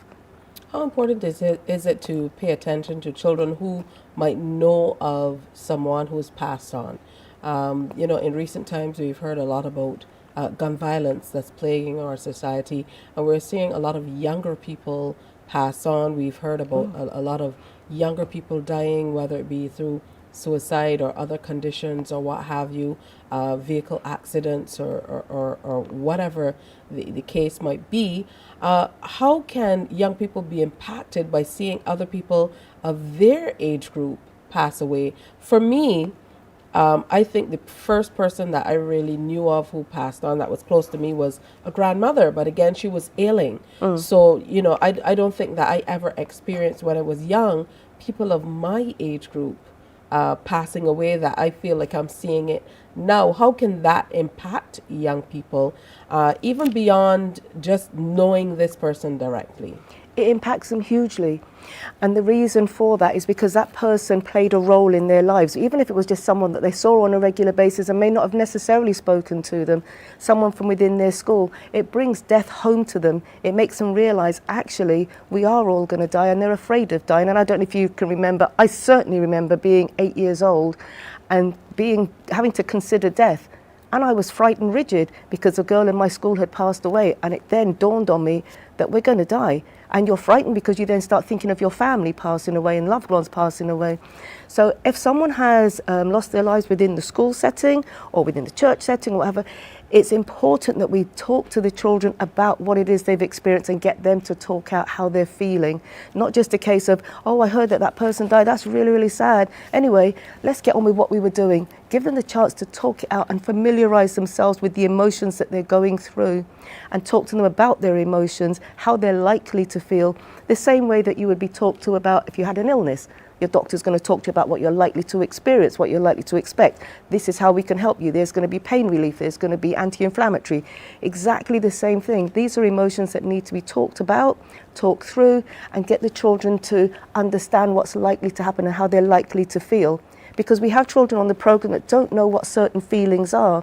The butterflies in your tummy that you get when you feel anxious. Once we've explained that, I said, but ma'am, I felt that, but I didn't know what it was about. I didn't know that it would make my palms get sweaty. I didn't understand that that's how I was likely to feel. It wasn't explained to me. How can it be? We wouldn't actually necessarily consider that. And so it's getting the children in tune with what they're likely to feel, how they're likely to feel, and moving together as a group and trading off their feelings and understandings with each other and helping with their coping skills. And once they've got coping skills in place, and any parent anywhere, anyone can go online and look up coping skills, and there's a whole host of skills that you can use to help you cope. And then we turn to the children and say, can you come up with any other ideas? And then we make up a grid. And they can turn to that grid at any time. And actually, I'm struggling with this. Perhaps I need to consider doing that to help distract me from what I'm going through.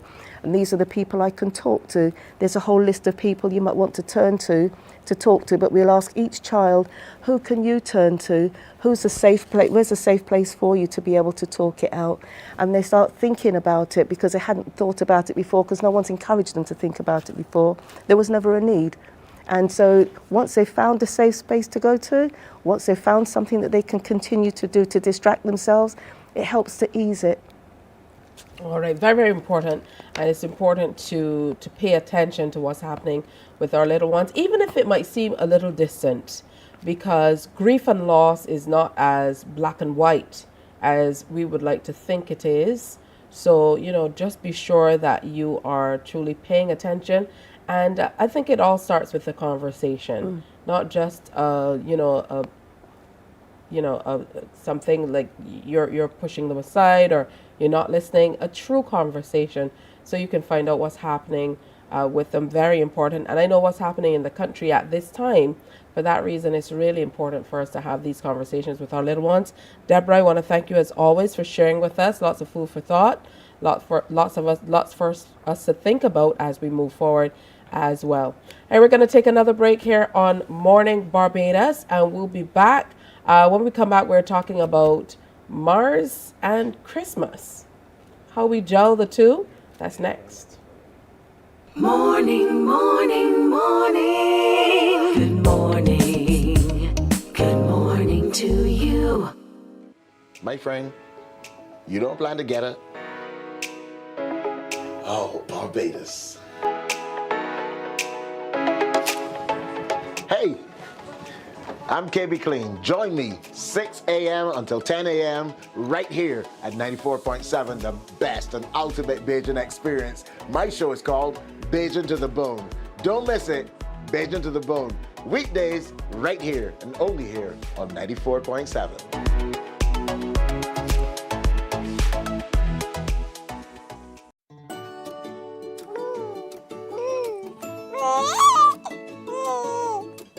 I'm Anne St. John, a consultant pediatrician. When packing healthy lunch boxes, do include a fruit, which includes a banana, apple, orange, or grapes to supply fiber. Aim for low-calorie packaged snacks without the mention of flour or sugar amongst the four ingredients on the back label. 1 in 3 children in Barbados is affected by overweight or obesity. Let us join together as parents and care providers to reduce the further development of this chronic non-communicable disease within our communities.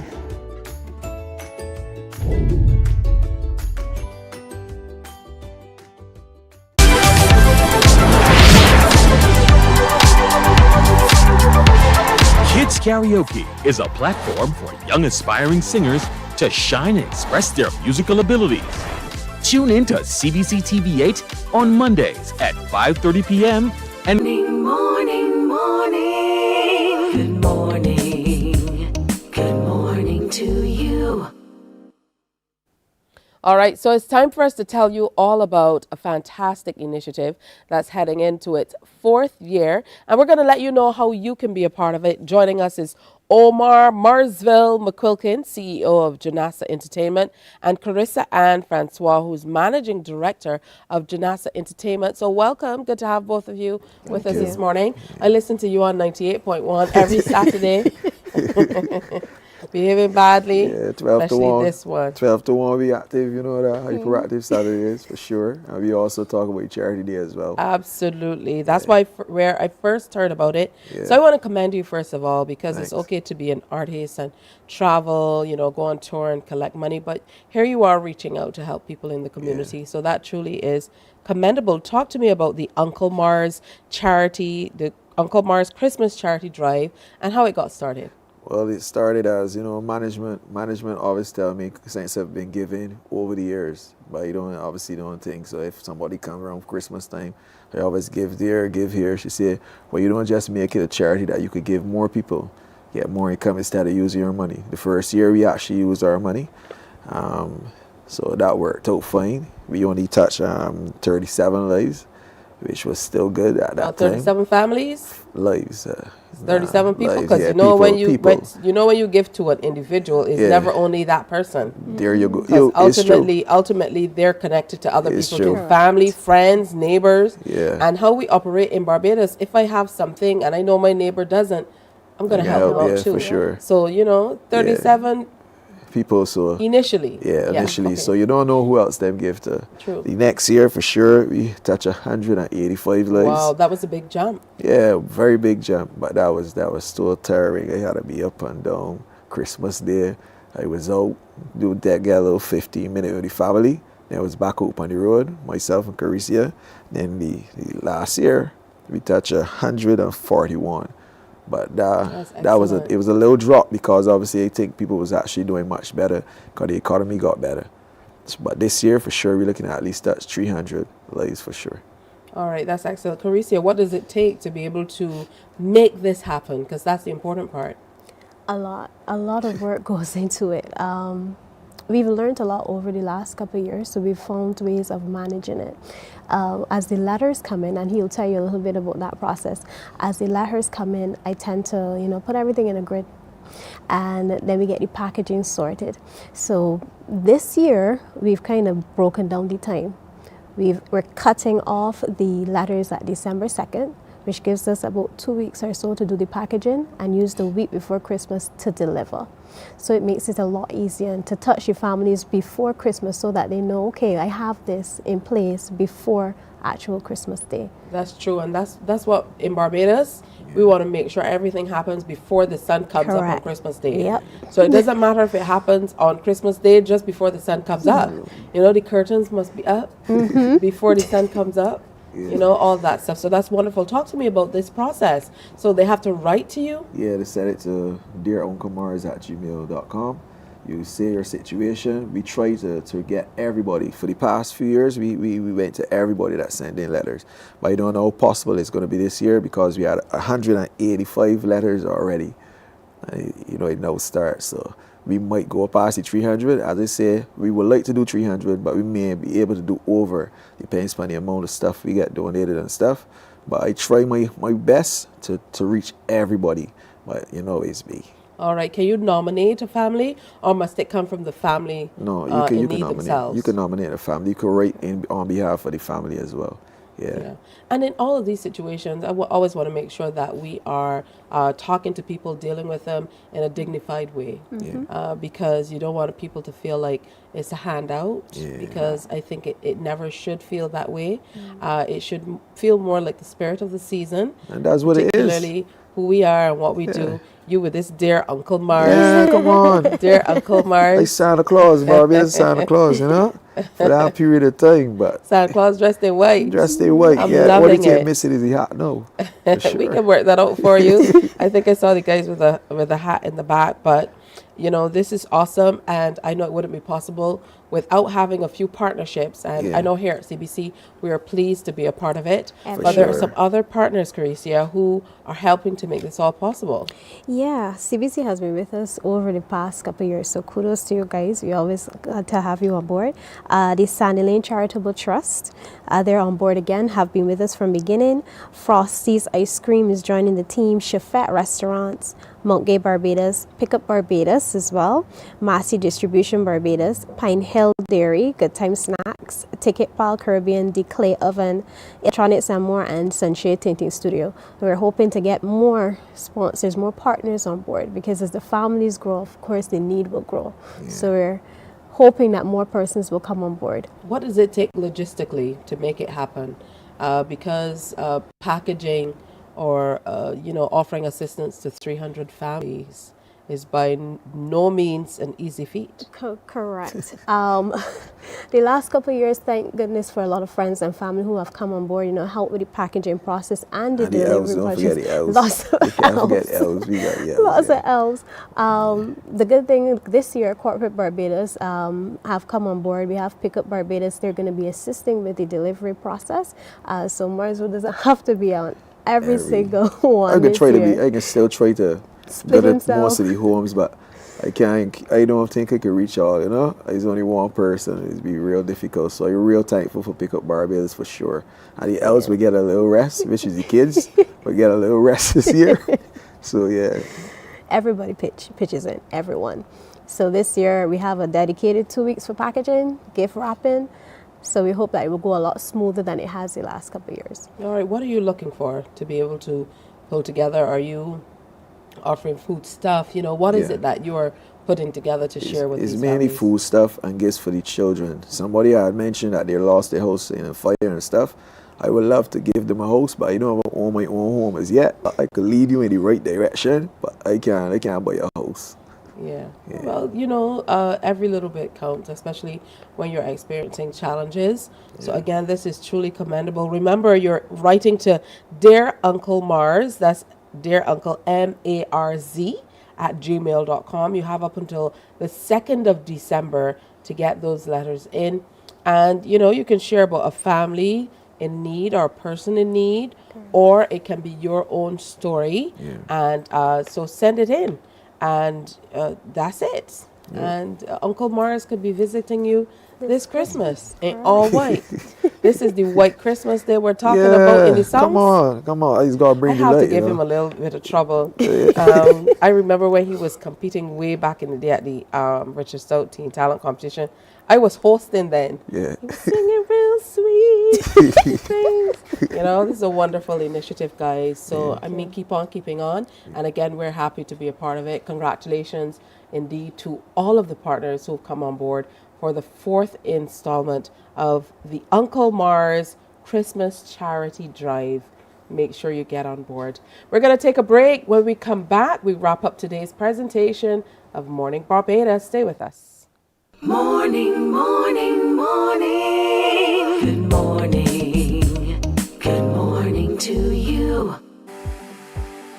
For the past 19 years, QFM has been sharing with you, learning from you, and together building a community for all mature audiences. That's why we say Q is good for you. To our Q family, we say thank you for staying connected to Q 100.7 FM. QFM is a station of the Caribbean Broadcasting Corporation. CBC, celebrating 60, connecting Barbadian communities.